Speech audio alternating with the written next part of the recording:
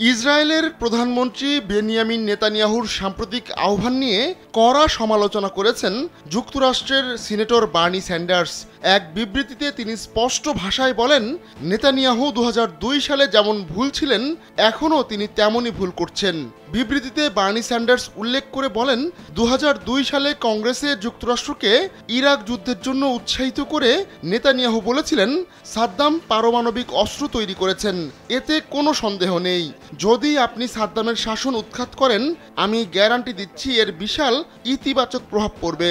এ বক্তব্যকে ভিত্তি করে ইরাক যুদ্ধ শুরু হয়, যার ফলে ভয়াবহ মানবিক ও অর্থনৈতিক বিপর্যয় ঘটে।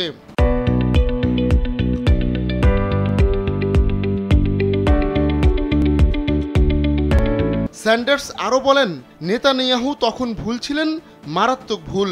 ওই যুদ্ধে 4492 জন মার্কিন সেনা প্রাণ হারান, আহত হন 32,000-এর বেশি।